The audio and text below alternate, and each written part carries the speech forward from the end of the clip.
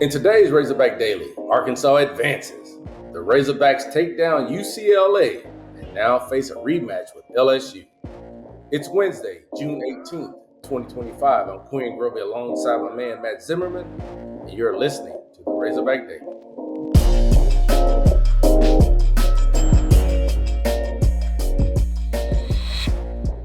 All right, Quinn Grovey, here we are on this Wednesday. Razorback Nation's fired up, and I got something to tell you, Quinn. What's that?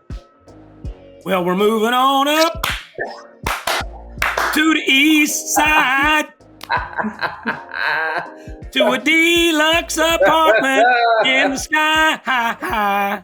We're moving on up to the east side. Okay. We finally got a piece of the pie. I'm not done. No. What's in the kitchen? Fish don't fry in the kitchen. The beans don't burn on the grill. It took a whole lot of trying just to get up that hill. Boom. Now we're up in the big leagues, and it's our turn at bat.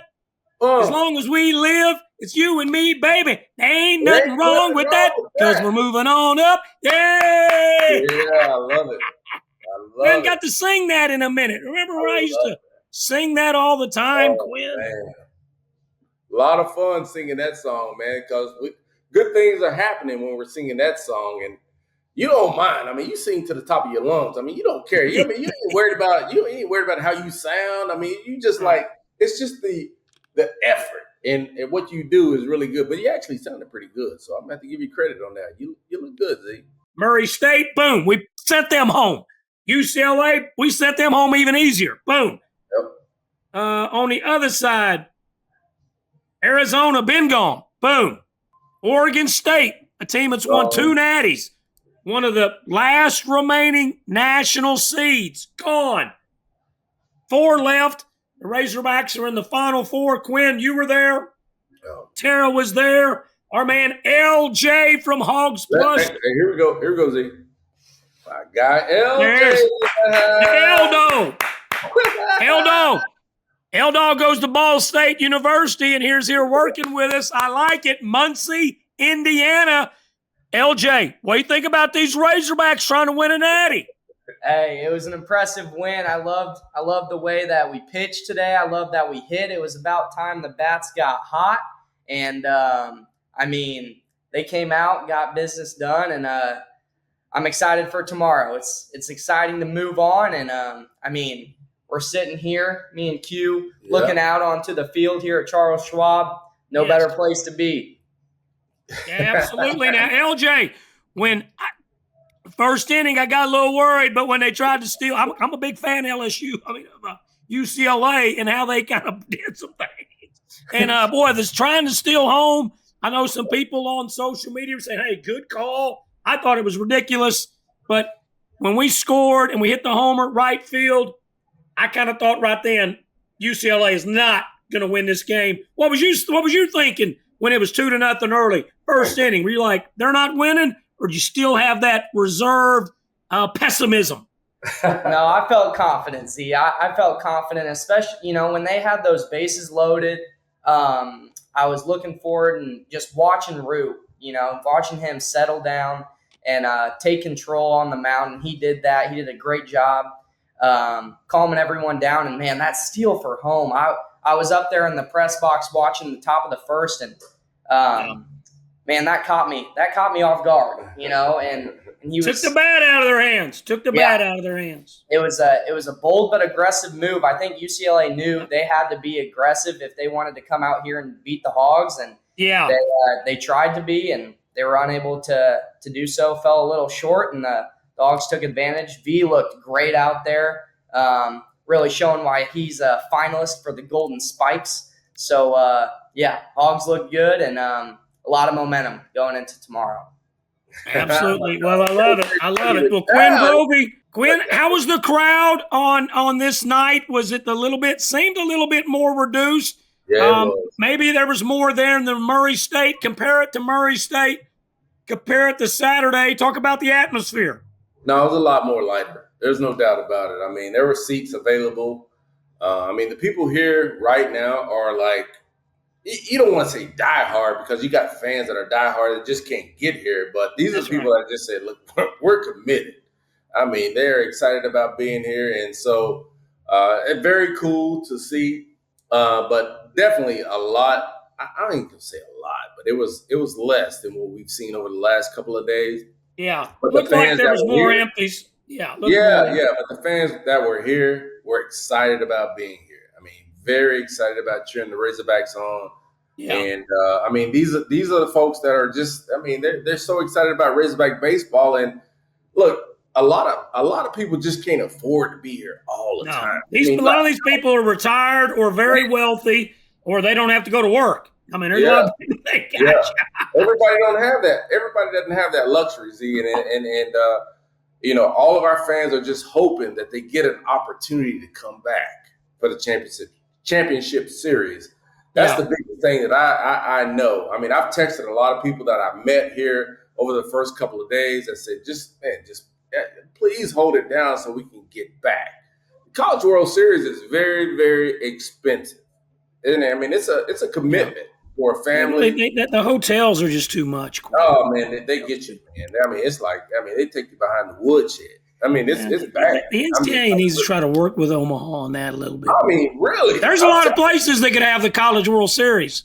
There's a lot of places that could do it, and that's an incredible place. But I mean, I talked to a guy the other day. He spent 11. He was there Friday night, Saturday night, Sunday. Once we got beat Saturday, he went to Monday's game, and then he drove back to Northwest Arkansas.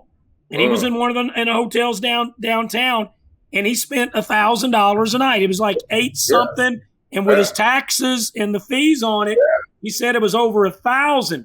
So he had Friday night, Saturday night, just 3 nights, and he spent over $3,000. It's too much. But anyway, that's I think the NCAA really could work that. I think the NCAA could put a little pressure.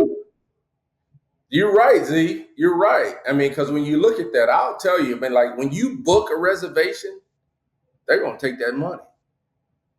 And so, like, if you book it for 5 days and your team is not here, you lose 2 of those days, it's going to be a problem. I mean, they're going to still keep the money. I mean, that shouldn't be right. That shouldn't be right. That's right. I agree with that totally. Yeah, well, got that. Well, Quinn, Kara got to visit with some of the players there at Charles Schwab Field after the game. Here's a clip. All right, Zach, a win over UCLA. What was it like for you getting back out there physically after also starting on Saturday? Yeah, I definitely wasn't feeling the best I've felt, but, I mean, season's on the line and everyone's going to go out there even if they're not feeling good. So it was great to get back out there and put the team, give them a chance to win. I know it wasn't the longest outing on Saturday, so what was that like for you to get out there and perform for your team tonight? Yeah, it felt great, just able to help the team win, and, I mean, there's no greater feel than helping them. Yeah. Walk me through that first inning, though. I know we had the guy try to steal home. Walk me through that play. Yeah, he kept just getting a bigger and bigger lead. I saw him out of the corner of my eye, and, our third baseman wasn't able to go and hold him on because he was playing so he could get anything in the gap, but he just kept an eye on him, and, I mean, I thought it was pretty foolish because, I mean, they ran themselves out of an inning, but as soon as I saw him break, I just had to get the ball to Ryder and let him work. Well, great outing, and also just getting the win and advancing another day. I know we've got a matchup against LSU. How do we feel heading into that one? We feel pretty good. I mean, we got a lot of bullpens arms left, and they had to use a lot last night and this morning too. So I think we're in a really good position, and I mean, we get another shot at them and get another day of playing with each other, and we couldn't ask for anything more. We know Gage helped out the bullpen a little bit yesterday. How are you guys as a pitching staff feeling? Great, and I mean, we're going out there with the mindset of, I mean, we owe it to him to get the job done. Like, that's once in a lifetime pitching performance, and we can't let that go. We got to keep working, and I mean, every pitch is thrown like we owe him something. He's been treated like a celebrity the past day. It feels like the past 24 hours he's gotten so much attention. Yeah. What's it been like for you guys behind the scenes? Oh, it's funny. We're giving him a hard time every time we see him. We go, it's a celebrity now, and I mean, he's kind of eating it up a little bit, but I mean, that's just how it goes. Well, he was wearing your windbreaker though pregame. How did that come about? He forgot his jersey at the hotel, and he didn't want to wear his undershirt, so I told him I had my BP top, and he was like, I'll take it. That's good. I thought it was like a support system there, no? It was me supporting him, so he didn't have to, get in trouble with any of the coaches. Not that I think he would have, but I'll just give him something to cover up with. Well, congratulations, Zach, and good luck moving forward. Thank you. Helping you succeed the Rice Way. The BASF Rice Crop Protection Portfolio offers the widest range of protection against weeds, providing you with reliable weed control to safeguard yield potential and to help preserve your crop quality. When you're faced with tough weeds, we have your back. BASF, always read and always follow label directions. BASF. At Arvest Bank, we've got loans and we've got lines of credit for almost anything. Need to improve your home, consolidate debt, or maybe to purchase a new vehicle. Apply online today. Arvest.com/loans. Equal housing lender. All loans are subject to credit approval. I know all the employees, everyone around the state that works for Arvest Bank is fired up and excited about their Razorbacks. Well, Quinn, great victory, 7-3. My man Will McIntyre, who we've been saying on the Razorback Daily since about February, he's going to get the last out of the National Championship Series. That's been the thought for us all year. We're not changing that. I'm glad that they let him in tonight. I'm glad he got the pitch. I'm not questioning our coaches. We have great coaches. Look at it. We're in the Final Four. I'd have pulled him. I'd have probably pulled him when he went to some. He's kind of getting a little wild out there. But it was 7-0. You knew he wasn't going to give up 7 runs. When he got to 7-3, I probably would have gotten another guy in. But our coaches, they know what they're doing. They knew he wasn't going to give up 7 runs. Hogs win 7-3. Zach Root, Quinn, made the bounce back. I love how the coaches put him out there tonight. He has not pitched well against LSU twice. And not that he can't go smoke LSU.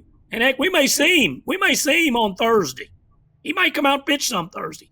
Ooh. But probably not. But he could. Maybe he can give you an inning. Maybe he can give you 2. But to throw him in there, he's probably not going to pitch. But to throw him in there against a team that he hadn't faced, UCLA, knowing he's probably going to have success. UCLA does not have big offensive numbers. And he bowled through those guys. They had a good first inning. That was their best inning against Root. The 9th inning was their best inning because they scored 3 runs against McIntyre. But the stealing home, I don't get it. We talked about that with LJ. I just thought it was a terrible decision taking the bat. Now, it definitely charges your team up and gives you a little momentum if it works. Arkansas is a high-class program with the best players in the country. There's a reason people don't steal home very often. And so really bad decision. But that's not the Razorbacks' fault. The Hogs took advantage of it. You get 2 runs in the bottom of the first. I thought it was over then. And I know people say I can jinx. Well, I'm not there. I'm not playing. I'm not coaching. What I'm doing is I watch the game in Fayetteville. Folks, it will not come back. What I'm thinking and saying is not going to overtake what you're thinking and saying in Little Rock or in Phoenix or in Camden or in Arkadelphia. I mean, if every one of our thoughts was the jinx, how would a game ever be played? And so I thought then 2-0. I was like, I don't think they'll get 2. But I was wrong. They got 3. But the Hogs win 7-3. Quinn, your thoughts on the Razorback pitching staff through this, and then those big key hits to score the runs. And the third thing, Quinn, I want you to talk about is Justin Thomas. We've had him on the daily. You can go back and listen. Justin's hotter than a firecracker. That dude has been good. And you can see it. I mean, he's playing with a lot of confidence. And we talked to him about his role and what he brings to the table. He is basically, in my opinion, another leadoff hitter. I mean, right before Charles Davalon, he comes up. He just, like he said when we had him on the Razorback Daily, he said, look, my job is to extend it and hand it off to the top of the lineup. And that's what he's doing. I mean, he is swinging the ball. He's swinging the bat at a high level. You got to give him a lot of credit. And when you got your 9-hole guy doing that, I mean, it just hands it off to a guy like Davalon. It was good to see him, kind of get a couple of hits as well. So you want the bats to get fired up because even though I mean we've had some hits, you want to score a few more runs, and we scored 7 tonight, which was really good. But at the end of the day, man, I mean, Justin Thomas is really great. I mean, he's doing a great job. Got a chance to see him at the hotel over this week, and I mean, he's just a guy that's cool, calm, and collected. But you talk about Zach Root. I mean, he had I don't want to say bad performance, but he got really beat up against LSU, and then he was able to come back and then show what everything was about. I mean, the guy came in and he pitched 5 innings. That's what you want to be. You want to at least get 5 innings out of your starter. He only gave up 3 hits. He had 2 walks, but he had 5 strikeouts as well. So Zach was good, and then you hand it off to Jimenez, and he did a nice job. And then McIntyre came in. 3 scoreless innings of relief work by Aiden Quinn. That's pretty good. Yeah, and so I'm excited about the thing about it though. Matt Hobbs, we know he's a guru. And the pitching staff has done what they needed to do. We talked about this team has the ability to win in a lot of different ways. And pitching is really at the forefront right now in this big ballpark where you're not hitting a whole lot of home runs. And so I was so excited when Eloy hit that home run, and he almost had another one. I mean, he hit the wall right there. And so it's good to see him getting it going. Surprised they pitched to him there. They had a base open, but Well, the next time they didn't pitch to him. The next time they didn't pitch to him, they just put him on. And then the next time they did. Right. Yeah, so if they can get if the Lloyd brothers can get it going, I mean, things are going to be really, really good. I know we lost the first game, but I just think the way things have shaped up with what Gage did the other night, going 9 innings, and then with what Zach Root did, and just really not eating up a whole lot of pitching. I mean, you were able to give Will McIntyre an opportunity, which I think is really, really cool. I mean, give him an opportunity. And, I mean, that's going to save a couple of extra arms out there. So I'm excited about where this team is. And now you get the chance to face LSU again today, which is really, really cool. And they're not going to have the pitching that I mean, they may start. What's his name? Their second best pitcher. I don't know if you remember his name. I don't think they'll. I don't know. No, I don't think so. I don't know what they're going to do. I don't know what they're going to do. If they start their third pitcher, that's going to Evans. Be no, not Evans. The other one. Yeah. That Arkansas Evans pitched a lot against. Evans had to pitch the rest of that game. The really good freshman they got, Kason Evans. I don't think they can pitch him, Quinn. I don't think they he went quite a bit on Tuesday. So I think they're maybe in a little bit of a bind. Well, then if their pitching is not right, I mean, the Arkansas bats are really starting to come around. LSU does not want to see Arkansas. I can guarantee you, Paul Skeens and Livy Dunn staying over at the Hilton right across the way from the ballpark. You're staying right there. Yeah. They don't want to see it. Z. They don't want to see Arkansas here. I mean, because this team is really, really good, and our pitching has been really, really good as well. Mm-hmm. So it's just really all about getting the bats rolling. And the question is going to be, though, Z, who do we go with today? Who tonight? That's the question. I mean, is it Vito Cheese? Who do we go with? I can tell you it's going to be on Thursday. You're going to go Gage Wood, folks. He may come out of the bullpen. He'll pitch Monday, Thursday. No question. We didn't break a sweat. He didn't really break a sweat to me against Murray. Well, then if you're going to go Gage on Thursday, then you're going to have to see Gackle at some point in time tomorrow. Yeah, Gackle's the one going to pitch tomorrow, or a lot of it. Yeah, he's going to pitch on this Wednesday game. He's going to pitch a lot. Anthony Ianson is the one you were talking about, number 24. Yeah, that's him. He started the game on Monday. It got the bad weather delay, and then they canceled it till the next day. He didn't come back. He only pitched 3 innings. We know what Cade Anderson did, number 32. And other than that, man, they get a little thin. Kason Evans pitched on Tuesday a lot. That's number 20, the guy you saw if you watched that game. Do they go with Zach Cowan? Do they go with William Schmidt? Do they go with Chase Shores, number 34? Man, I don't know. I mean, do they go with Zach Cowan? I mentioned him. Maybe Cooper Williams.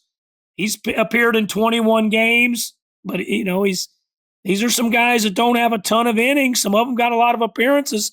Connor Benj has got 17 appearances for them. Number 43, Connor Wars, number 55. He's got 16 appearances.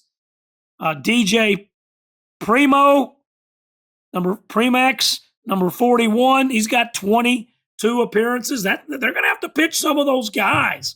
And a couple of those guys I named have already pitched in this College World Series. So it'll really be interesting.